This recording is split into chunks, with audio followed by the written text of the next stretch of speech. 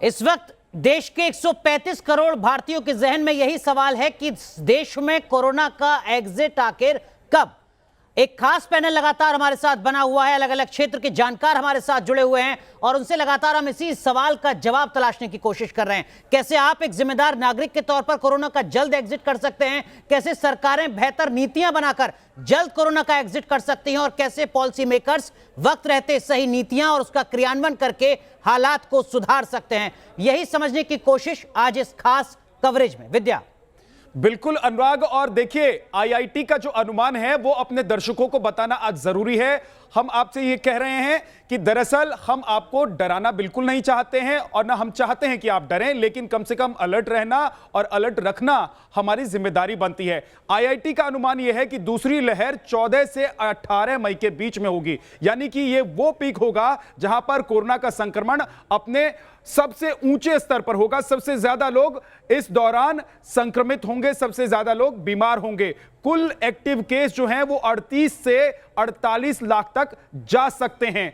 4 मई से 8 मई के बीच कोरोना के रोजाना मामले 4.4 लाख यानी कि 4,40,000 तक अनुराग हो सकते हैं, ये अनुमान है। बिल्कुल विद्या, अभी जो देश में कुल एक्टिव केस हैं वो तकरीबन 30 लाख के आसपास हैं, लेकिन अगर आईआईटी अपने अनुमान के मुताबिक बताती है कि अधिकतम 48 लाख तक एक्टिव केस हो सकते हैं, तो आप समझ सकते हैं कि जिस रफ्तार से लोग ठीक हो रहे होंगे उससे कहीं ज्यादा तेज रफ्तार के साथ लोग कोरोना की गिरफ्त में भी आ रहे होंगे। 3 खास मेहमान हमारे साथ जुड़ चुके हैं। डॉक्टर अरविंद लाल, आप निदेशक हैं डॉक्टर लाल पैथलेब के। प्रोफेसर एनके गांगुली साहब हमारे साथ जुड़ चुके हैं, आईसीएमआर के डीजी रह चुके हैं। और मध्य प्रदेश के स्वास्थ्य मंत्री सारंग साहब भी हमारे साथ जुड़ चुके हैं, जिनसे लगातार हम इसी मुद्दे पर चर्चा करते रहे हैं। सारंग साहब, सबसे पहले आपसे दर्शकों की जानकारी के लिए लोगों के जहन में यही सवाल, राज्यों के स्तर पर क्या किया जा रहा है, मध्य प्रदेश सरकार क्या कर रही है कोरोना के इस कहर पर लगाम लगाने के लिए? देखिए, ये कोरोना का जो संक्रमण तेजी से फैला है, हमने लगातार प्रयास किए हैं। ये 2 स्तर पर है, 2 आयाम है। सबसे पहले तो हमें सबसे महत्वपूर्ण बात है कि हम कोरोना की इस संक्रमण की चेन को ब्रेक करें, इस चेन को हम तोड़ें। और उसके लिए हमने मध्य प्रदेश में कोरोना कर्फ्यू सभी जगह लगाया है। और ये कोरोना कर्फ्यू का स्वरूप भी इस तरह से कि रोज़मर्रा की ज़िंदगी भी चलती रहे और अनावश्यक रूप से लोग भीड़ इकट्ठी ना करें, सार्वजनिक कार्यक्रम ना हो, शादी ब्याह पर हमने आचार संहिता लगाई है। और हमने इस कोरोना कर्फ्यू के निर्णय के लिए भी प्रदेश स्तर पर कोई निर्णय नहीं लिया है, बल्कि हमने हर जिले में एक क्राइसिस मैनेजमेंट ग्रुप बनाया है, जिसमें वहाँ के जनप्रतिनिधि, विशिष्टजन, व्यापारिक संगठन के लोग, धार्मिक धर्मगुरु, ये सब मिलकर उस ज़िले में क्या कुछ वहाँ की परिस्थिति है और किस ढंग से कोरोना कर्फ्यू को लागू करना चाहिए, कब तक लागू करना चाहिए, इसका निर्णय वो लेती है। जिला स्तर पर यह निर्णय हो रहा है और सभी तरह को कोरोना प्रोटोकॉल का लोग ध्यान रखें, इसके लिए जन जागरण किया जा रहा है। और दूसरा, जो संक्रमित हो गए हैं उनको उचित इलाज मिल सके, उनको बिस्तर मिल सके, चाहे वो आईसीयू बेड हो, चाहे वेंटिलेटर सपोर्ट वाले बिस्तर हो या ऑक्सीजन सपोर्ट वाले बिस्तर हो, इनकी पूरी व्यवस्था हो। होम आइसोलेशन हमने हमारे प्रदेश में बहुत उच्च स्तर पर किया है और लगभग 70% 70 से 75% तक लोग हमारे यहाँ होम आइसोलेटेड है। और हर जिले का कमांड एंड कंट्रोल सेंटर दिन में कम से कम 2 बार उनको वीडियो कॉल के माध्यम से उन्हें चिकित्सीय बैकअप देता है, उनकी तबीयत की जानकारी लेता है, उनको मेडिकल किट उपलब्ध कराता है। उसके साथ ही ऐसे लोग जो कि घर में आइसोलेट नहीं हो सकते, जिनके घर छोटे हैं या जो बहुत ही घनी आबादी में रहते हैं, उनके लिए हमने कोविड कमांड सेंटर भी बनाए हैं। वो भी पूरी तरह से ऑक्सीजन बैकअप वाले वहाँ पर बिस्तर हैं। तो इस तरह की हमने पूरी व्यवस्था की है। मुझे ये बताते हुए प्रसन्नता है कि हमने लगातार इस चेन को ब्रेक करने में सफलता प्राप्त की है और पिछले 6-7 दिनों में हमारी पॉजिटिविटी रेट जो है वो कम हुआ है और हमारा रिकवरी रेट बढ़ा है। सारंग साहब, आज जो सबसे बड़ा सवाल है और जिस सवाल के जरिए हम ये समझने की कोशिश कर रहे हैं कि कोरोना का एग्जिट कब होगा, वो ये है कि वैक्सीनेशन अगर एक बार हो जाए कम से कम 80% जनता का, तो उसके बाद कोरोना अगर रहता भी है तो ज्यादा फर्क पड़ने वाला नहीं है। मध्य प्रदेश की जनता का वैक्सीनेशन कब तक हो जाएगा? देखिए, जो हमारे पहले के 3 चरण हैं उसका हमने वैक्सीनेशन बहुत सफलतापूर्वक किया, चाहे वो हेल्थ वर्कर का हो, चाहे फ्रंटलाइन वॉरियर्स का हो, या 45 साल से ज़्यादा उम्र का हो। और मैं इस देश के यशस्वी प्रधानमंत्री जी को बहुत बधाई दूंगा। पहली बधाई तो इस बात की कि उन्होंने वैज्ञानिकों को प्रोत्साहित कर वैक्सीन बनवाया, और सबसे महत्वपूर्ण है कि वैक्सीन लगवाने के वैक्सीनेशन प्रोग्राम को इतने साइंटिफिक तरीके से डिज़ाइन किया। 1 मई से अब जो 18 साल से ज़्यादा उम्र की लोगों को वैक्सीनेशन प्रोग्राम से जोड़ने की बात है, उसकी भी हमने पूरी तैयारी कर ली है। हमने 45 लाख डोज का सीरम इंस्टीट्यूट को ऑर्डर दे दिया है। हमारी ट्रेनिंग हो चुकी है, सेशन कहाँ होंगे इसके स्थल निरीक्षण हो चुका है, हमारा आज उसकी तैयारी हो गई है, मॉक ड्रिल हो रही है, और जैसे ही हमारे पास ये डोजेज आएंगे हम उनको लगाना शुरू कर देंगे। डॉक्टर लाल, मैं आपके पास आऊंगा उससे पहले जी सारंग साहब, एक सवाल और सर आपसे। डॉक्टर लाल, मैं आपके पास भी आता हूं। सारंग साहब, सवाल ये कि कुछ सरकारी आंकड़े जो केंद्र सरकार लगातार सामने रख रही है कि बीते 1 साल में अलग अलग राज्यों ने अपने यहाँ हेल्थ इंफ्रास्ट्रक्चर को डेवलप करने के लिए क्या काम किया। ये केंद्रीय स्वास्थ्य मंत्रालय के आंकड़े हैं, जिसके मुताबिक मध्य प्रदेश ने बीते 1 साल में ऑक्सीजन सपोर्टेड बेड जो 1 साल पहले 647 थे उनको बढ़ाकर 7,706 कर दिया है। लगभग 11 से 12 गुना आपने बीते 1 साल में बढ़ाए हैं ऑक्सीजन सपोर्टेड बेड। जो आईसीयू हैं वो 939 थे पहले मध्य प्रदेश में, वो अब बढ़कर दुगने हो चुके हैं 1872। बेशक आपने बेहतर काम किया है सर, लेकिन जिस तरीके के हालात हैं, आपको लगता है कि अभी काफी कमी रह गई है? नहीं, देखिए, ये पेंडेमिक है, ये महामारी है, और महामारी में हर व्यवस्था हमें छोटी लगती है। जैसा आपने कहा कि महामारी जो पहला हमारा दौर था उसमें लॉकडाउन के समय हमने लगातार अपने इंफ्रास्ट्रक्चर को डेवलप किया, और केवल बिस्तर बढ़ाने वाली बात नहीं है, हमने बिस्तर अस्पतालों के मैन पावर को लेकर, वहाँ की फैसिलिटीज़ को लेकर हर स्तर पर काम किया है, और उसी का परिणाम निकला है कि अभी हम लगभग 50,000 बिस्तर हमारे मध्य प्रदेश में है, 50,000, बल्कि और रोज लगातार 1,000-2,000 बढ़ रहे हैं। आज की तारीख में तो 60,000 बिस्तर होंगे जी, और हम लगातार इस पर काम कर रहे हैं। वेंटिलेटर, एक चीज जो अभी हम बता भी रहे हैं अपने दर्शकों को, आपने भी सुना होगा कि आईआईटी का कहना यह है कि 14 से 18 के बीच में पीक पर होगा कोरोना। उसके लिए तैयार हैं आप लोग?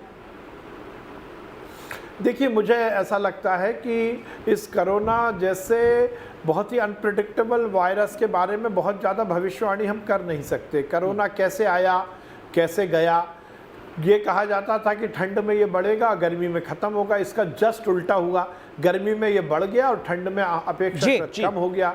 पिछली बार कहा गया था कि पीक आ गई, अब ये कहा गया। इसलिए मुझे नहीं लगता आप कह रहे कि प्रिडिक्ट करना थोड़ा जल्दबाजी हो सकती है, बेहतर काम यही है कि तैयारियां की जाए अपने स्तर पर। बिल्कुल, मुझे लगता है कि तैयारी हमें रखनी चाहिए, और हम मध्य प्रदेश में तो लगातार रखे हुए हैं। चलिए सर, ये वक्त की जरूरत भी है। बहुत बहुत शुक्रिया सारंग साहब। मध्य प्रदेश के स्वास्थ्य मंत्री जो बता रहे थे कि राज्य में किस तरीके की तैयारियां की गई हैं। हमारे साथ डॉक्टर अरविंद लाल साहब भी हैं, आप निदेशक हैं डॉक्टर लाल पैथलैब के। सर, एक्सपर्ट के तौर पर आपसे समझना चाहूंगा, लगातार ये सवाल भी लोगों के बीच में आ रहा है कि हमने आरटीपीसीआर टेस्ट तो करवाया, लेकिन उस टेस्ट में तो हम नेगेटिव थे, लेकिन लक्षण हम में सारे वो पाए जा रहे हैं जो कि किसी कोरोना पॉजिटिव में हैं। क्या ऐसी स्थितियां आपके संज्ञान में भी आ रही हैं, और ऐसे में क्या किया जाए, और ऐसा हो क्यों रहा है? डॉक्टर लाल।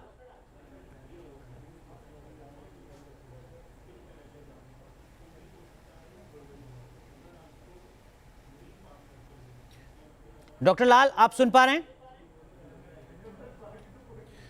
अनुराग, हमारे साथ प्रोफेसर एनके गांगुली साहब हैं, पूर्व डीजी आईसीएमआर के। मुझे लगता है कि डॉक्टर अरविंद लाल तक आवाज पहुंच नहीं रही है, एक बार कोशिश करते हैं फिर से उन्हें जोड़ने की। लेकिन प्रोफेसर एनके गांगुली साहब, अभी देश ये सोच रहा है कि आखिर ये समस्या कब तक चलेगी, आखिर इस समस्या से देश कब निकल पाएगा। आईआईटी की रिपोर्ट ये कहती है, उनका अनुमान ये कहता है कि अभी तो पीक बाकी है, अभी तो वो दिन देखने बाकी है जिसे आप अभी तक देख नहीं पाए हैं। तो इसमें एक अच्छी खबर यह भी है, अगर अच्छी खबर की तरह देखें इसको, कि कम से कम 18 मई के बाद से ये जो कोरोना का संक्रमण है वो कम होना शुरू हो जाएगा। तो क्या हम इस चीज के लिए तैयार हैं कि 18 मई तक जो हालात बनेंगे उससे हम निपट लें, ताकि आगे आने वाले जो दिन हैं उसमें हम अच्छे से रह सकें, हम अपना मास्क उतार सकें, वैक्सीनेशन करवा सकें?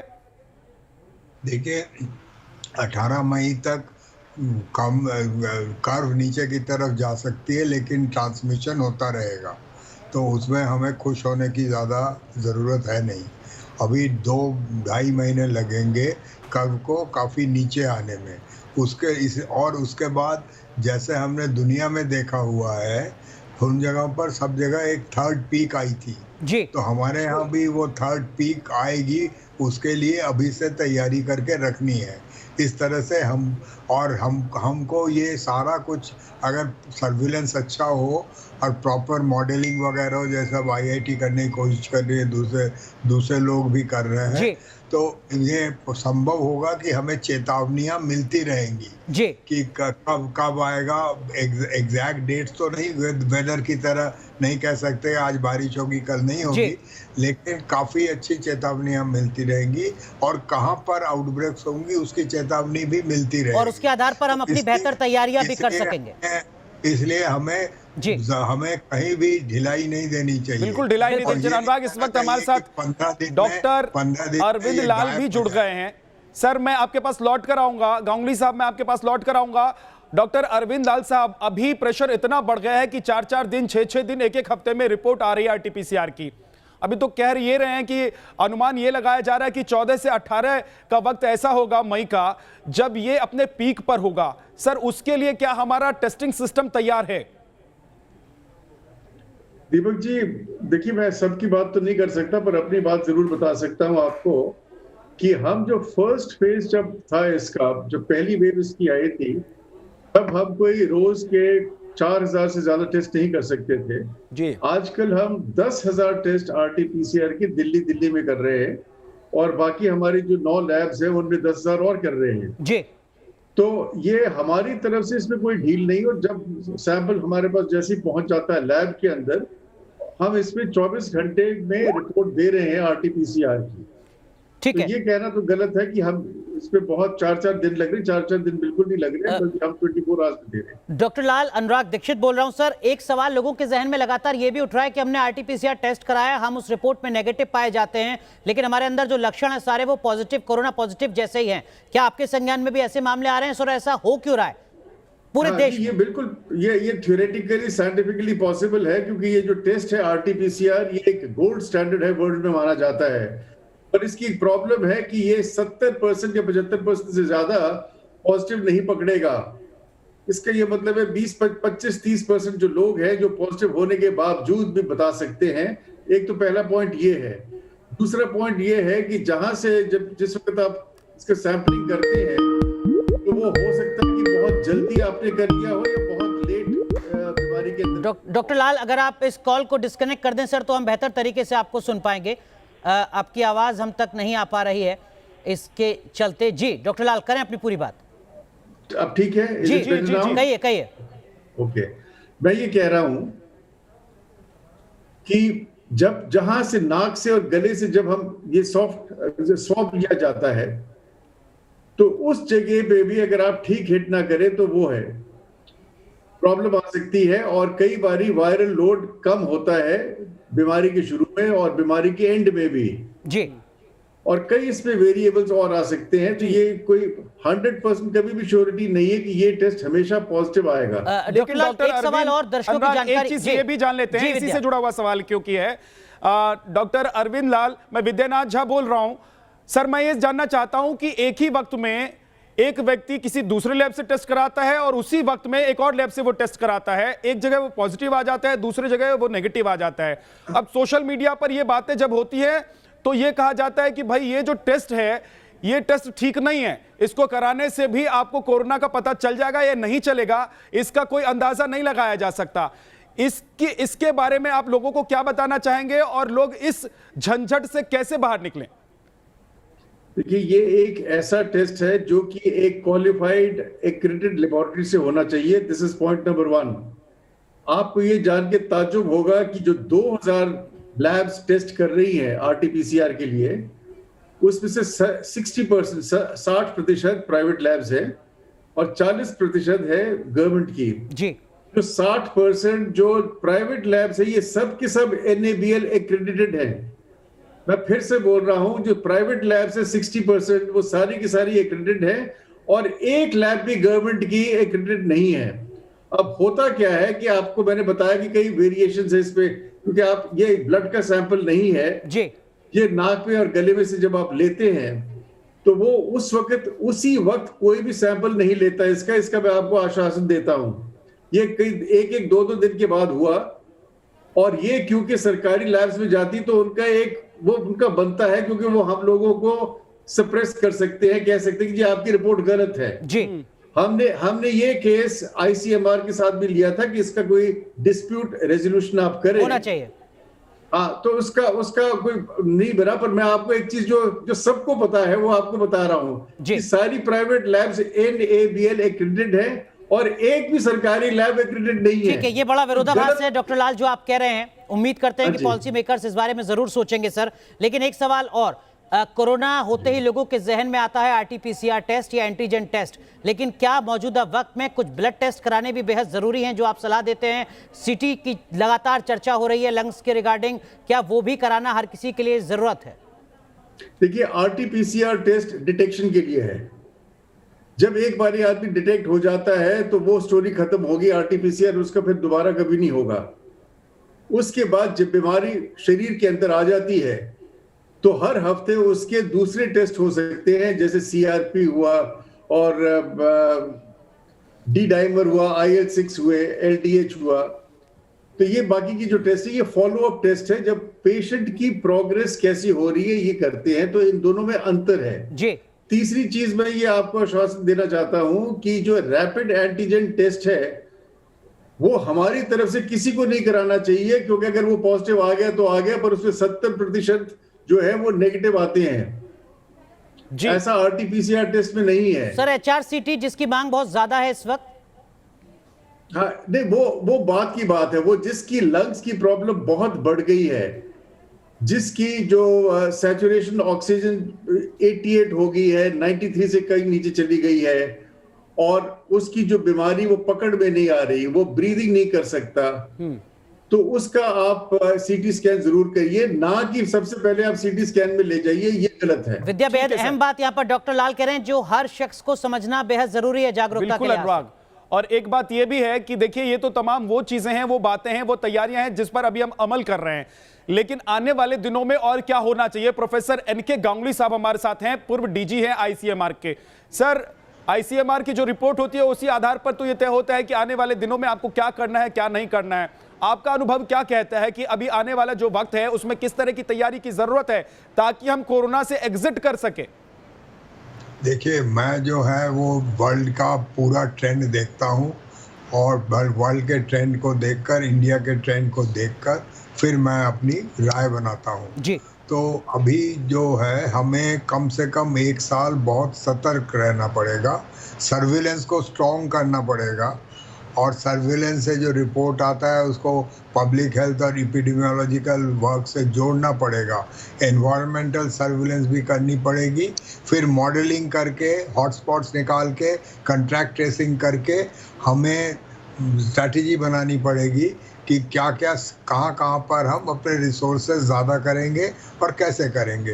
बट एक रिसोर्स सबसे बड़ा जो हम अभी कर सकते हैं कि हम वैक्सीनेशन अगर कर दें 60% to 70% of the population, transmission रुकने की उम्मीद है। ये करीब 8-9 कंट्रीज ने करके दिखाया हुआ है। उसमें अब US है, मिशिगन छोड़कर, उसमें UK है, उसमें यूरोपियन यूनियन के देश है, सर्बिया है, चिली है, UAE है, बहरीन है, तो साउथ कोरिया है। तो इन लोगों ने 60 से 65% को कर दिया, इजराइल वगैरह ने तो 100% हमारी पॉपुलेशन इतनी ज्यादा है कि इतनी बड़ी जनसंख्या का वैक्सीनेशन करना आसान काम तो है नहीं। आपका एक्सपीरियंस क्या कहता है कि कितना वक्त लग सकता है पूरे देश में, या कम से कम 80% 70% जनता का वैक्सीनेशन हो जाए, दोनों डोज लगे? इसलिए हमको वैक्सीनेशन बड़े स्मार्ट तरीके से करना पड़ेगा हम, क्योंकि आपने बिल्कुल सही कहा कि हमारे पास अभी वैक्सीन्स भी पूरे नहीं है। अभी तो भगदौड़ मचेगी अगर हमने स्मार्टली प्लान नहीं किया, क्योंकि पूरा वैक्सीन आने में, इंपोर्ट करने में, प्रोडक्शन बढ़ाने में 2-4 महीने लगेंगे। बट उस वक्त 5-6 वैक्सीनें आ जाएंगी, और अगर हम इंफ्रास्ट्रक्चर बढ़ाते हैं, वैक्सीनेटर बढ़ाते हैं, और हमको हर आदमी के 5 किलोमीटर के अंदर अगर हम एक वैक्सीन सेंटर बना देते हैं और वैक्सीन की मात्रा पर्याप्त होती है तो ये संभव है। लेकिन उसके लिए लोगों में हमको जागरूकता लानी पड़ेगी कि वैक्सीन से न डरें और लें।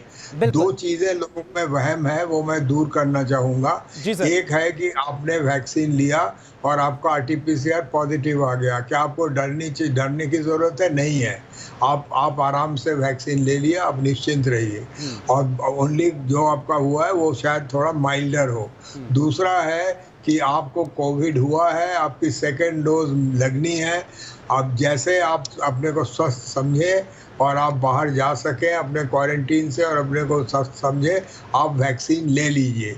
तो अभी अगर मुझे प्लान करनी है इंडिया की तो सबसे पहले मैं वैक्सीन सप्लाई को एश्योर करूंगा। सबसे पहले मैं सेकेंड डोज जिनको मिलना था वो इस महीने के एंड तक, मई के एंड तक वो खत्म होगा। तो मई के एंड तक मैं सेकेंड डोज वालों को बिल्कुल सेकेंड डोज वैक्सीनेशन पर फोकस करना होगा। लेकिन डॉक्टर लाल, एक एक्सपर्ट के तौर पर सर क्या आप सलाह देंगे हर भारतीय को जो इस वक्त आपको सुन रहे हैं, ऐसे क्या कदम हम उठाएं कि डॉक्टर लाल के पास हमें ना जाना पड़े किसी टेस्ट के लिए? हाँ जी, हम भी यही चाहते हैं कि आप हमारे पास जरूर आइए प्रिवेंटिव के लिए और वेलनेस के लिए, पर इस बीमारी के लिए आप ना आए तो बहुत हम खुश रहेंगे जी। तो हम आपको एक चीज आज बताना चाहते हैं कि जो वैक्सीनेशन की बात हुई, तो लगभग जो दोनों वैक्सीन हमारे इंडिया में मिल रही है, ये कोई 70 से 80% इसकी कोई प्रोटेक्शन देती है। और एक चीज है हर्ड इम्यूनिटी, जो 70% जब हो जाती है एक कंट्री में, तो आप कहते हैं कि जी ये कंट्री अब सफल हो जाएगी, अब आगे ये प्रॉब्लम नहीं आएगी। तो अगर आप इसको कैलकुलेट करें तो this is 87.5% of our total population. 87.5% हमारी पॉपुलेशन, मैं पॉपुलेशन थोड़ी कम गिन रहा हूँ, 130 करोड़ अगर आप करें जी तो उसका 87.5% होता है 114 करोड़। तो आपको आज मैं टारगेट बता रहा हूं कि आपको 114 करोड़ लोग रोज करने हैं, मतलब खत्म करने के लिए। अगर आप 30 लाख रोज करते हैं तो आप एक साल में ये कंप्लीट कर सकते हैं जी। अगर आप 60 लाख रोज करें तो आप कोई 6-8 महीने में उससे और कम कर लेंगे। तो प्रॉब्लम सिर्फ ये है कि हमारी जो वैक्सीनेशन की जो स्पीड है वो आज की तारीख में कोई 20-22 लाख ही रह गई है। 24 जी लाख सर। लगभग सर। अनुराग, जी। एक बात और है जो आम जनता के मन में सवाल है और वो खूब सोशल मीडिया पर भी इधर उधर बात करते हुए भी लोग बोलते हैं, सुनते हैं, करते हैं। डॉक्टर अरविंद लाल, मैं आपसे जानना चाहता हूं कि ये जो कम से कम 3 वैक्सीन की बात कर लेते हैं, जो 2 हमारे देश में है और एक जो रशिया से आ रहा है स्पुतनिक, लोग ये कह रहे हैं कि ये वैक्सीन ज्यादा बढ़िया है, वो वैक्सीन कम बढ़िया है, ये वैक्सीन आप लगा लीजिए देसी है, वो वैक्सीन देसी नहीं है। तो क्या लोगों को इस प्रपंच में पड़ना चाहिए? इन सवालों का जवाब लोगों को कैसे मिलेगा? और कोई भी वैक्सीन आप लगा लीजिए, वैक्सीन का काम वही है, जो वैक्सीन आपका कोविशील्ड करेगा, कोवैक्सीन करेगा, वही स्पुतनिक भी करेगा। क्या ऐसा है? देखिए 100% कौन सी वैक्सीन कहां काम करेगी ये तो पूरे ट्रायल हुए नहीं। आप भी पता है आपको कि इमरजेंसी इनको जी परमिशन मिली थी, पर हमारी तरफ से फ्रॉम द साइंटिफिक कम्युनिटी आप कोविशील्ड में और कोवैक्सीन में कोई फर्क नहीं है। आपको जौन सी लगवानी है आप प्लीज जाके लगवाइए। कोविशील्ड आप आज की तारीख में 8 हफ्ते के बाद लगा रहे हैं। सरकार ने, मैंने सुना है कि 12 हफ्ते का भी बता दिया है, पर कोवैक्सीन 4 हफ्ते के बाद लगेगी जी। और इस चीज में कोई शंका, इस चीज में आप जाइए मत कि जी ये अच्छी है वो बुरी है, ये ऐसा कुछ नहीं है। ये दोनों की दोनों आपको प्रोटेक्शन देंगी। डॉक्टर लाल, लेकिन लोगों के, आप बेहद अहम बात करें सर, माफ कीजिएगा आपको रोक रहा हूं, लेकिन कुछ लोगों के जहन में ये भी चर्चा है कि साहब देखिए कोरोना तो वैक्सीन लगवाने के बाद भी हो रहा है, तो क्यों लगवाएं हम वैक्सीन? डॉक्टर लाल उन लोगों को क्या सलाह देंगे? मैं आपको यही सबसे बिल्कुल स्पष्ट करना चाहता हूं कि वैक्सीन लेने का और कोरोना पॉजिटिव होने का कोई कनेक्शन नहीं है। पॉइंट नंबर 1, ये हो सकता है कि जिस वक्त वो कोरोना का वैक्सीनेशन के लिए जाते हैं, जिस जगह जाते हैं वहां लोगों ने मास्क नहीं पहने हुए। हम भी एक ऐसी जगह गए जहां सैकड़ों लोग भरे हुए थे, तो वहां से आप लेके आ सकते हैं। और आपने अब सुना होगा कि ये जो ड्रॉपलेट इन्फेक्शन की बजाय बावजूद भी ये एक और तरीके से फैल सकती है, जैसे कि क्लाउड हो सकता है जी।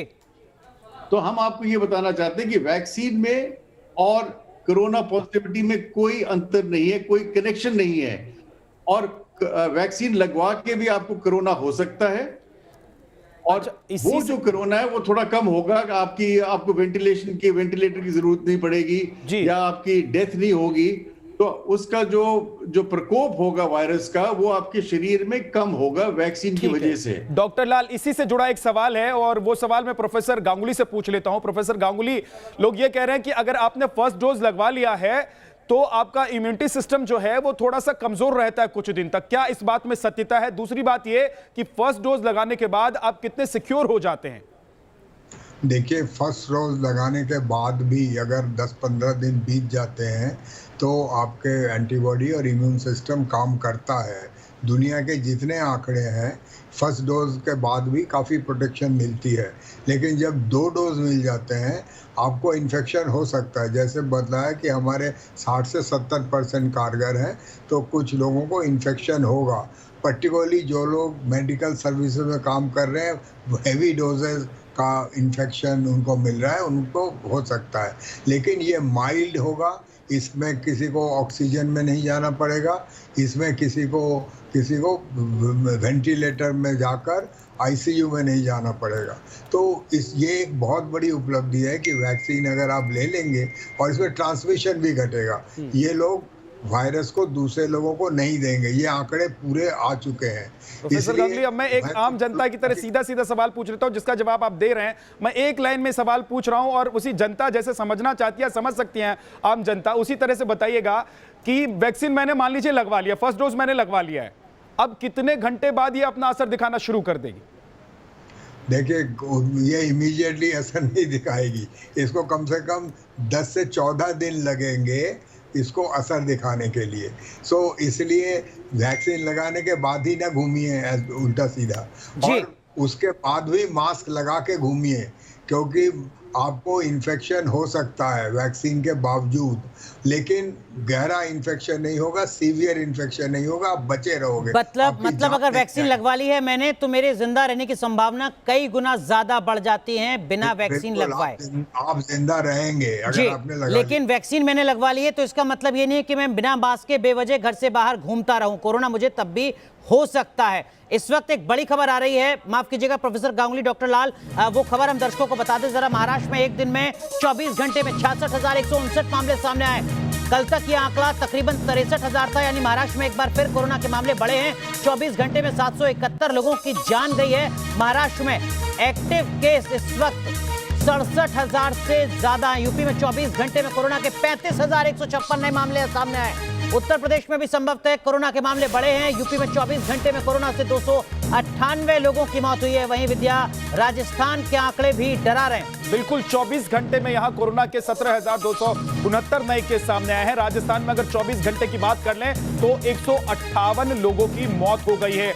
देखिए, एक तरफ महाराष्ट्र की खबर जहां आपने बताई है अनुराग, वहां कोरोना के मामले भले ही बढ़े हो, लेकिन जो मृत्यु का आंकड़ा है, मृत्यु की जो संख्या आई है, मृतकों की जो संख्या आई है, उसमें थोड़ी कमी देखने को मिली है। क्योंकि हमने इससे पिछले वाले 24 घंटे का जो आंकड़ा देखा था उसमें वो 1000 से ज्यादा निकल गया था, जो संख्या थी लोगों की, मृतकों की संख्या थी। अब बड़ी बात यह हो जाती है डॉक्टर लाल कि भले ही ये आंकड़े ऊपर नीचे हो रहे हैं, लेकिन कम से कम ये बीमारी ऐसी हो गई है कि कुंडली मारकर बैठ गई है। ऐसा लग रहा है कि ये बीमारी जाने का नाम नहीं ले रही है। ऐसा लग रहा है कि ये चली भी जाएगी, ये कब पता चलेगा समझ में नहीं आ रहा है कि कब तक जाएगी। आम जनता तो यही सुनना चाहती है कि कोई आए बता दे कि कब तक ऐसा चलेगा, कब तक मास्क लगाएंगे, कब तक वैक्सीनेशन के सहारे रहेंगे, कब तक हॉस्पिटल के चक्कर काटने पड़ेंगे, ये सब कब तक चलता रहेगा सर? देखिए, जब आप किसी चोर को पकड़ते हैं तो एक उसमें आपको ये जानना पड़ता है कि ये चोर किस किस्म का है। ये हमेशा कोई अपने ऊपर तेल वेल लगा के आता है या कि सीढ़ी चढ़ के आता है या हमेशा ये ताले खोलता है। तो इसीलिए ये जो वायरस है, आज की तारीख में हम चौथा वेरिएंट देख रहे हैं। पहले वुहान वायरस था, उसके बाद ब्रिटिश वायरस इंडिया में आया जिसको हम B1117 बोलते हैं। उसके बाद इंडिया का अपना नया वायरस हमने पकड़ा है जिसको B1617 बोलते हैं। जी सर। और चौथा वायरस है B फॉर बॉम्बे 1618। मैं 4 वायरसेस की बात कर रहा हूं जो इनकी म्यूटेशन हो चुकी है, या अपना मतलब जो भेष वगैरह वो बदल लेता है। तो जो चौथा वायरस है वो इस वक्त महाराष्ट्र में, दिल्ली में और छत्तीसगढ़ में छाया हुआ है। ये ज्यादा से ज्यादा इन्फेक्शन करता है, और ये एरोसोल जिसको कहते हैं कि एक क्लाउड बन के जो आप देख नहीं सकते, जैसे अगर 4-5 बंदे हम एक किसी कमरे में बैठे हुए हैं, उसमें से एक बंदे को कोविड है, उसको पता नहीं, एसिम्प्टोमेटिक है, वो वहां पे खांसता है, बोलता है, छींकता है और कुछ वहां पे छोड़ के चले जाता है, और चारों के चारों आप बाहर चले आते हैं। ये क्लाउड में ऊपर रहता है। उसके बाद मैं आया, प्रोफेसर गंगुली साहब आए, हम वहां पे बैठे और हमने मास्क नहीं पहना हुआ, कुछ देर के बाद कुछ घंटों तक ये रहता है, उसको हम ब्रीथ करते हैं और अपने आप को इन्फेक्ट कर लेते हैं जी। तो ये चीज आपको बार बार प्रोफेसर साहब ने भी यही बताया कि जब तक आप मास्क नहीं पहनेंगे, बल्कि आजकल तो ये बात हो रही कि आप डबल मास्क पहनिए, एक सर्जिकल मास्क पहनिए, एक आप कपड़े का मास्क पहनिए, या आप अपना N95 मास्क पहनिए। तो ये मास्क पहनना जो कि बिल्कुल हिंदुस्तान भूल चुका था कि एक मास्क भी कोई चीज होती है इसको लड़ने के लिए, तो अब हम उसका अपना जो इंटरेस्ट है उसके साथ आप वापस दे रहे हैं इस वायरस को। ठीक है सर। प्रोफेसर गांगुली, अब ये मास्क की बात हो गई, इससे पहले पिछले साल जब कोरोना ने दस्तक दिया था तो उस वक्त ये कहा जा रहा था कि एक दूसरे के छूने से, किसी चीज को छूने से, दरवाजे को छूने से, कुंडी को छूने से, टेबल को छूने से, गद्दे को छूने से आपको कोरोना हो सकता है। क्या अब उस संकट से हम बाहर निकले कि अभी भी ये स्थिति मौजूद है?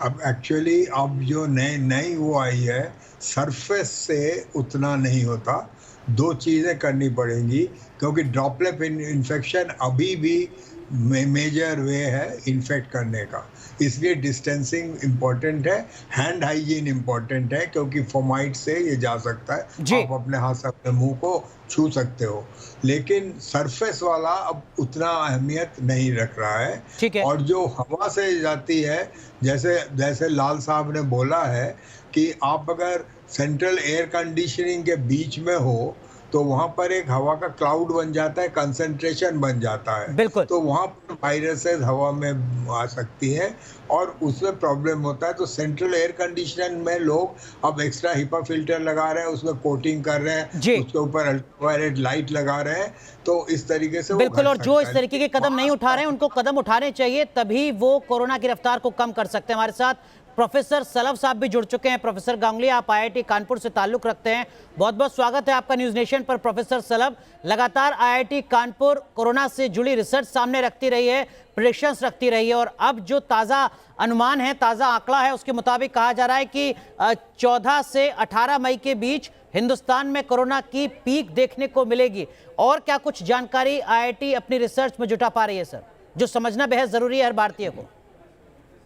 देखिए, एक चीज़ तो बहुत ही ये आपको समझना पड़ेगा कि आज के समय में हम जितने भी लोगों को कोविड के बारे में बात करते सुन रहे हैं, लोग सरकार को या जो हमारा सिस्टम है उसको ब्लेम कर रहे हैं, लेकिन उसके साथ में ये बहुत इंपॉर्टेंट है कि सरकार ने आज से 1 साल पहले लॉकडाउन लगा करके कोरोना को कैसे हैंडल करना है, कैसे कंट्रोल करना है, सबको इसके बारे में एक सीख दी थी। लेकिन आज के समय में भी आप अगर देखेंगे कि जब फिर से हमारे सामने संकट आ गया है और फिर भी हम उन सीख का इस्तेमाल नहीं कर रहे हैं, तो कोरोना तो बढ़ेगा। अब हमारे सामने ये समस्या है कि हमको ये समझना है कि कोरोना हम पर हावी होगा या हम कोरोना पर हावी होंगे। कोरोना अपना काम कर रहा है, लेकिन शायद हम अपना काम नहीं कर रहे हैं, इसलिए हम पीछे हट रहे हैं। अब जहां तक इसमें सांख्यिकी की या जो हमारी टेक्नोलॉजी की बात आती है, वहां पर हम अपने इस सिस्टम को सपोर्ट करने की कोशिश कर रहे हैं। जैसे कि हमारे यहाँ पे डॉक्टर मनिंदर अग्रवाल ने अभी एक अपना मॉडल डेवलप किया है, उसकी बेसिस पर वो जो भी फोरकास्टिंग कर रहे हैं, अभी तक के बारे में जो भी हमारा डेटा आया है उसकी बेसिस पे उनकी फोरकास्टिंग काफ़ी हद तक सही हुई है, और उसके बारे में हम लोग ये उम्मीद कर सकते हैं कि अगले 3 से 4 हफ्तों में कोरोना का कर्व नीचे करना चाहिए। लेकिन साथ में आपके इस चैनल के माध्यम से मैं सारे देशवासियों को ये कहना चाहूँगा कि जब आज से 2 महीने पहले हमारे पास कंडीशन नहीं थी, किसी ने ये नहीं सोचा था कि 1 महीने के बाद में ऐसा होने वाला है या 2 महीने के बाद में ऐसा होने वाला है। और अगर बाकी कंट्रीज के कर्व को देखेंगे तो थर्ड वेव भी आने की पूरी संभावना है। और आज की डेट में अगर हम कहें कि थर्ड वेव से हमारा कुछ नुकसान होगा या हम अब दो सवाल हो गए मेरे प्रोफेसर सलाब आपसे। मैं विद्यानाथ झा बोल रहा हूं प्रोफेसर सलाब। एक तो आपने कहा कि थर्ड वेव, तो क्या ये थर्ड वेव आएगा और आएगा तो कब तक आएगा? दूसरी बात मैं ये जानना चाहता हूं, क्योंकि आईआईटी की तरफ से जो अनुमान लगाया गया है उससे अब पूरे देश में दो तरह की बातें हो गई हैं। एक तो लोग ये सोच रहे हैं कि भाई आने वाला जो वक्त है वो बहुत विकट होने वाला है। दूसरी बात ये भी लोग सोच रहे हैं कि आने वाले कुछ समय में ये वक्त विकट होगा, लेकिन उसके बाद जो ढलान पर कोरोना चला जाएगा। अब इसके पीछे तथ्य क्या है, लॉजिक क्या है जिसके आधार पर अनुमान आईआईटी ने लगाया है? इसके पीछे क्योंकि हमारे पास स्टैटिस्टिक्स मतलब सांख्यिकी और स्टैटिस्टिक्स, मैथमेटिक्स और कंप्यूटर साइंस को इस्तेमाल करते हुए हम लोगों ने अपने जो भी बेसिक फंडामेंटल्स पर मॉडल से डेवलप कर रहे हैं। लेकिन आपको ये समझना पड़ेगा कि जो मॉडल्स होते हैं, जो हमारा पहले का डेटा आया है और जो उसकी थ्योरी होती है उसको सही मानते हुए हम उसको डेवलप करने की कोशिश करते हैं। और उसके अंदर कुछ हमारे पास पहले से एजम्पशंस होते हैं कि ये एजम्पशंस अगर होंगे तो ऐसा ऐसा होगा। तो आज की डेट में हमारा सबसे बड़ा एजम्पशन ये है कि अगर हमारे देशवासी अपने सारे नियमों को अच्छे से पालन करते रहेंगे और ऊपर वाले ने चाहा तो आज से 3 हफ्ते के अंदर ये कर्व आपका नीचे जाएगा और ये पूरा खत्म हो जाएगा। प्रोफेसर सलभ, ये तो राहत की बात है सर जो आप बता रहे हैं। हालांकि हर भारतीय को एक जिम्मेदार भारतीय के तौर पर भूमिका उसमें निभानी होगी। सिर्फ सरकारों को कोसने से काम नहीं चलेगा, हेल्थ सिस्टम को कोसने से काम नहीं चलेगा, डिस्ट्रिक्ट एडमिनिस्ट्रेशन को कोसने से काम नहीं चलेगा। हम ये तय करें कि जब हम घर से बाहर निकल रहे हैं तो क्या वाकई उसकी जरूरत है, कि हम ये तय करें कि क्या हम कोविड प्रोटोकॉल का पालन कर रहे हैं, क्या हम तमाम गाइडलाइंस को फॉलो कर रहे हैं। सर लेकिन आपने तीसरी वेव की भी बात यहां पर की थी। प्रोफेसर सलभ, क्या कोई ऐसा रास्ता है, क्या कोई ऐसा तरीका है कि हम आने वाले वक्त में इस तीसरी वेव को रोक सकें या उसके असर को कम कर सकें? यस, बिल्कुल है। हमारे सामने 2 वेव्स आ चुकी हैं और दोनों वेव्स में हम लोगों ने देखा कि हमको किन किन तरह की समस्याएं आई हैं। हमारे पास ऑक्सीजन की कमी हो गई, हमारे पास दवाओं की कमी हो गई और हमारे पास अस्पतालों की कमी हो गई। अब हमारे पास समय है कि जैसे ही हमारा कर्व थोड़ा कंट्रोल में आता है, हमारी क्राइसिस की सिचुएशन कम होती है, हमको अपने देश के लेवल पर इस काम को करना पड़ेगा और अपने साधनों को जमा करना पड़ेगा कि आगे ऐसा अगर होता है, पहली बात तो हमारे पास साधन होने चाहिए, नंबर 1। नंबर 2, हमारे जो देशवासी हैं उनको ये फैसला करना है कि उनको तीसरी वेव चाहिए कि नहीं चाहिए। अगर उनको तीसरी वेव फिर नहीं चाहिए तो उनको आज से ही सर किसी को नहीं चाहिए। इस वक्त के इस डरावने मंजर को देखकर प्रोफेसर सर कोई नहीं कह रहा होगा प्रोफेसर सलभ की मुझे तीसरी वेव देखनी है। लेकिन आप अगर देखें, एक होता है कथनी और करनी में कितना में कोई अंतर है कि नहीं है। आज भी आप अगर देखेंगे कि सरकार को खाली एडवर्टीजमेंट दे करके लोगों को समझाना पड़ रहा है आज भी कि आप मास्क लगाइए। इसको आप क्या कहेंगे? जो जिम्मेदारी है हमारी, उस जिम्मेदारी को हम ठीक से निभाएं तो शायद उसके असर को हम कम कर पाए, जिस असर की बात आप कर रहे हैं। प्रोफेसर सलभ, हमारे साथ मेजर जनरल जीडी बख्शी साहब, रक्षा विशेषज्ञ जुड़ गए हैं। वैसे तो देश की रक्षा के मामलों पर जीडी बख्शी साहब बोलते हैं, लेकिन अभी जो सबसे बड़ी लड़ाई है जीडी बख्शी साहब, वो देश के भीतर ही चल रही है और वो लड़ाई कोरोना से चल रही है। और इस लड़ाई से हम हर स्तर पर लड़ने की कोशिश कर रहे हैं, लेकिन हम कितना कामयाब हो रहे हैं सर? देखिए साहब, जो पहली वेव थी जब वो खत्म हो गई तो हम लोग एक सेल्फ कंग्रेचुलेटरी मोड में चले गए, अपनी पीठ थपथपाने लगे, निश्चिंत हो गए कि हमने तो कोरोना पे विजय पा ली है।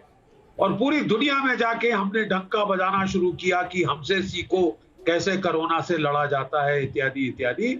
और जो फैसिलिटीज हमने बनाई थी, आईटीबीपी ने छतरपुर में दिल्ली के 10,000 बेड की फैसिलिटी एस्टैब्लिश करी थी राधा स्वामी ब्यास वालों के साथ मिलके। आर्मी ने कितने बड़े बड़े यहाँ पे कोविड अस्पताल एस्टैब्लिश किए थे, सब डिसबैंड हो गए, बंद कर दिया गया, उनके स्टाफ को घर भेज दिया गया।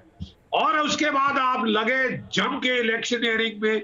हमारे पास जो वैक्सीन थी हमने बाहर वाले देशों को दी, इतने उदार हो गए हम कि हमको लगा हम तो विजय पा गए हैं ना, तो खत्म, corona is over, the and. तो सबसे पहले तो मैं जानना चाहता हूं कि साहब इतने आला दिमाग हैं हमारी मेडिकल फ्रेटर्निटी में, क्या किसी ने सेकंड थर्ड वेव आते नहीं देखी? क्या सेकंड थर्ड वेव आते नहीं देखी? ये मेरा सवाल है। ठीक है, लेकिन लेकिन जीडी बख्शी साहब, देखिए जो तमाम एक्सपर्ट हैं वो ये भी तो कह रहे हैं सर कि एक डिप्लोमेसी होती है जिसको निभाना होता है, तब जबकि बाकी देशों को हिंदुस्तान की जरूरत थी तो हिंदुस्तान उनके साथ खड़ा था, और आज उन्हीं देशों से हिंदुस्तान मदद मांग रहा है, या फिर वो देश तमाम खुद आगे आ रहे हैं और हिंदुस्तान की मदद कर रहे हैं। यही तो डिप्लोमेसी है सर। नहीं देखिए साहब, डिप्लोमेसी बहुत अच्छी है, लेकिन मैं सिर्फ गुस्ताखी माफ में सिर्फ इतना कहना चाहूंगा कि चैरिटी बिगिंस एट होम। ठीक है साहब, ये बड़ा पुराना मुहावरा है, मैं इस पे आगे नहीं जाना चाहता। अब देखिए साहब, बात ये है कि जो कितना कुछ काम जो कि हमको फर्स्ट वेव में सीख के कर देना चाहिए था वो हमने नहीं किया। खैर, अब रोने का कोई फायदा नहीं, अब बिखलाने का कोई फायदा नहीं, अब टाइम है एक्शन का। ठीक है जीडी बख्शी साहब, आपने जो कहा कि हम चूक गए, हमने जो अनुमान लगाना था वो अनुमान हम नहीं लगा पाए। आपने कहा कि हमको जिस तरह की जिम्मेदारी निभानी चाहिए थी एक आम नागरिक होते हुए भी, उसको हमने नहीं निभाया, क्योंकि हम ये समझने लग गए कि हमने कोरोना को हरा दिया, लेकिन कोरोना छुप कर बैठा हुआ था। ये तो वो बहरूपिया है जो रंग बदल बदल कर आ रहा है। प्रोफेसर जलब, इतने रंग ये बदल रहा है, इस तरीके से आक्रमण कर रहा है कि समझदार लोग जो हैं, रक्षा विशेषज्ञ जो देख रहे हैं दूर से, उनको तो छोड़ दीजिए, जो विशेषज्ञ इस पर लगातार नजर बनाए हुए हैं वो भी ठीक से भाप नहीं पा रहे हैं कि ये कल क्या रंग ले लेगा, कल कौन सा रूप लेके आ जाएगा।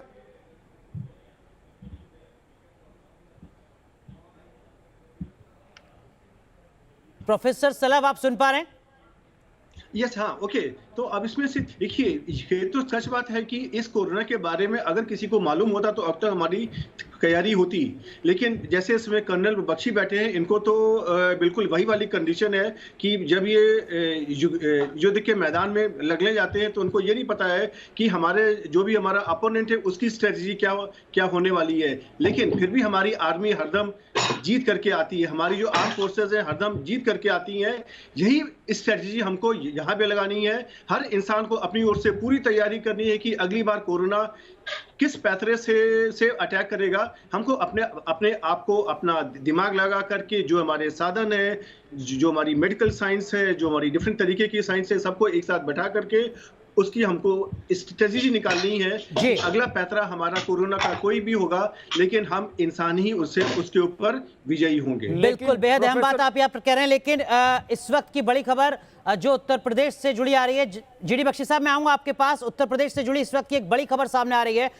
योगी आदित्यनाथ ने, उत्तर प्रदेश के मुख्यमंत्री ने ये जानकारी साझा की है कि 50-50 लाख डोज का ऑर्डर दिया जा रहा है उत्तर प्रदेश में, ताकि लोगों को वैक्सीन दी जा सके, इसके साथ ही और ज्यादा डोज मुहैया हो सके। इसके लिए ग्लोबल टेंडर की कार्रवाई शुरू की जा रही है। देवेंद्र नेगी साहब हमारे साथ जुड़ चुके हैं, आप महानिदेशक हैं हेल्थ के उत्तर प्रदेश के। देवेंद्र नेगी साहब, हम योगी आदित्यनाथ सरकार का जो फैसला है उसका यहाँ पर जिक्र कर रहे थे, क्या ये सुनिश्चित करने की कोशिश है यूपी गवर्नमेंट की कि हर किसी का वैक्सीनेशन हो सके इस फैसले के साथ? बिल्कुल, देखिए वैक्सीनेशन होना एक बहुत ज़रूरी चीज़ है। इलाज के साथ साथ वैक्सीनेशन जितना होगा उतना ही हमारे जो समाज में जो हमारे लोग हैं, जैसे अब 18 साल के ऊपर से भी स्टार्ट कर दिया गया है वैक्सीनेशन, तो वैसे वैसे लोगों के अंदर एंटीबॉडीज फॉर्मेशन होगा तो इन्फेक्शन होने के कम। जी,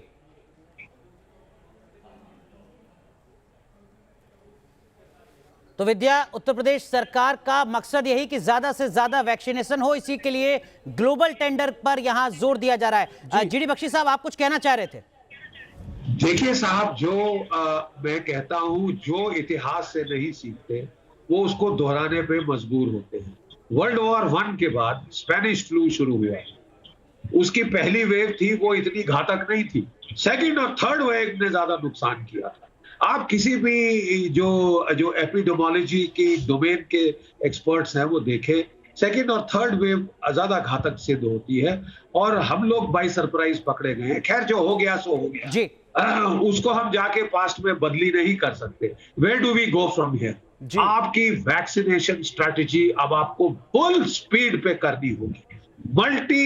मल्टी अप्रोचेस, चाहे स्पुतनिक, चाहे एस्ट्राजेनेका, चाहे हमारा भारतीय वैक्सीन जो ज्यादा कारगर साबित हो रहा है, जिसकी लोग परिहास कर रहे थे, ज्यादा कारगर साबित हो रहा है। पूरी पॉपुलेशन 70-80% पॉपुलेशन को इस साल के पहले वैक्सीनेट करने का हमारा प्रोग्राम होना चाहिए। Number 1, oxygen.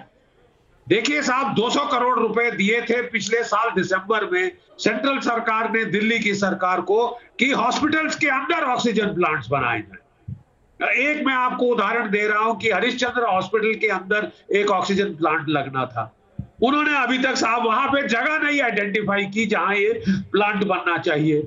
और हरिश्चंद्र हॉस्पिटल से मेरे को लोग रो रो के बोल रहे थे कि साहब हमारे लोग अंदर हैं, वो बगैर ऑक्सीजन के दम तोड़ के मर रहे हैं। जी, दिल्ली की बात कर रहे हैं, we have to establish oxygen Narela की बात आप कर रहे हैं। प्रोफेसर जीडी बख्शी साहब, आप नरेला की बात कर रहे हैं जहां पर हरिश्चंद्र हॉस्पिटल है, वहां की व्यवस्था भी अब चरमरा इसलिए गई क्योंकि बोझ इतना बढ़ गया उस पर। देवेंद्र नेगी साहब, जो बात जीडी बख्शी साहब कह रहे हैं कि एक फंड हमने पहले से तैयार किया हुआ था, एक सोच हमारी थी, एक रणनीति हमारी थी, उस रणनीति पर क्या हम ढंग से काम नहीं कर पाए या फिर हमने ये समझ लिया कि हमारा दुश्मन अब कमजोर हो गया है और इतनी तैयारी करके हम करेंगे क्या?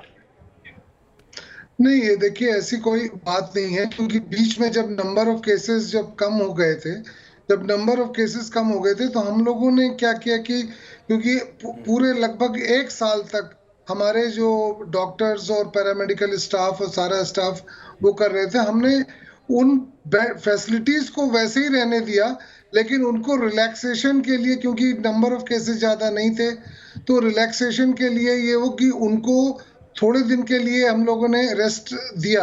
जैसे ही केस बढ़े, हम लोगों ने नंबर ऑफ अपने बेड्स को दोबारा से ना कि खोला, बल्कि हम लोगों ने जो है उसको और नंबर ऑफ बेड्स बढ़ाए।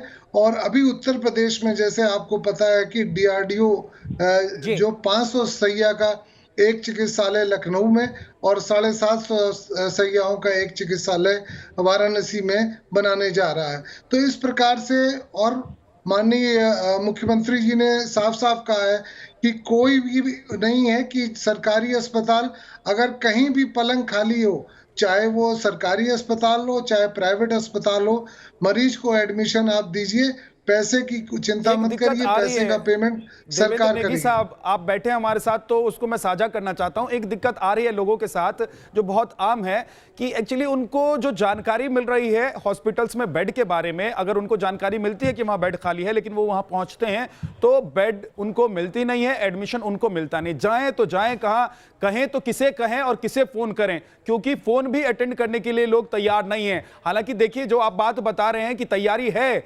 नो डाउट वो तैयारी आप लोग कर रहे हैं, लेकिन अभी कम से कम जो लोगों की परेशानी है वो भी बनी हुई है।